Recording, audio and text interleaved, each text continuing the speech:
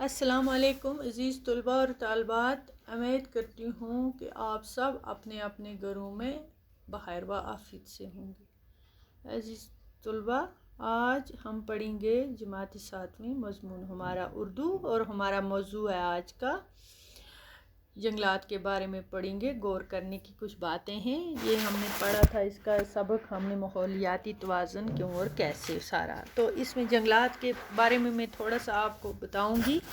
آپ page number 18 کھولیں گے، اس پہ کچھ ضروری میں آپ کو سمجھاؤں گی۔ جنگل ہمارے ماحول کے ایک اہم جز ہیں، تو جنگل سے ہمیں تعمیراتی یعنی مکان بناتے ہیں، ہمیں لکڑی حاصل ہوتی ہے، فرنیچر بناتے ہیں، تعمیراتی لکڑی، جلانے کا ایندھن، جلنے کے لیے لکڑی، کاغذ بنانے کے لیے ضروری خام مواد، جڑی بوٹیاں، یہ سب چیزیں جنگل سے حاصل ہوتی ہیں، اور دوسری ان گنت چیزیں ملتی ہیں۔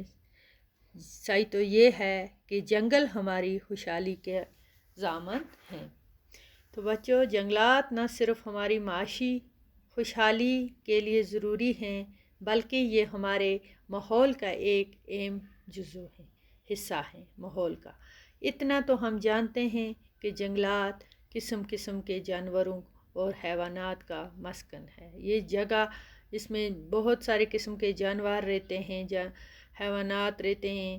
ذرا اگر ہم اس بات پر غور کریں گے کہ رواں دواں چلتے یہ دریا، صاف اور شفاف چشموں اور جھیلوں کا پانی ہمیں کہاں سے آتا ہے؟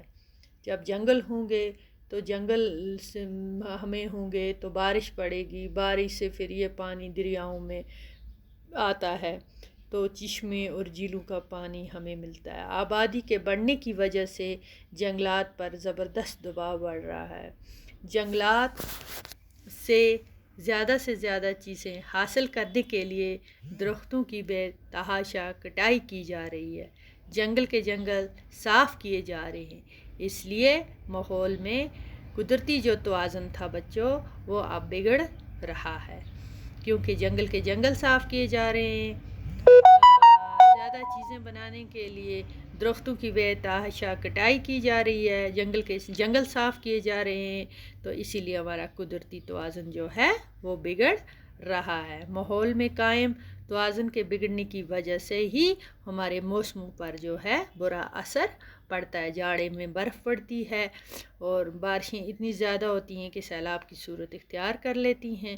موسم کے اپنے وقت سے پہلے برف پڑتی ہے، تو ماحول میں جو توازن ہے اس کو قائم رکھنے کے لیے ہمیں ضروری ہے کہ ہم جنگلات کا تحفظ کریں، اور ہم اس بات پر دھیان دیں کہ ہم کیسے جنگلات کا تحفظ کر سکتے ہیں۔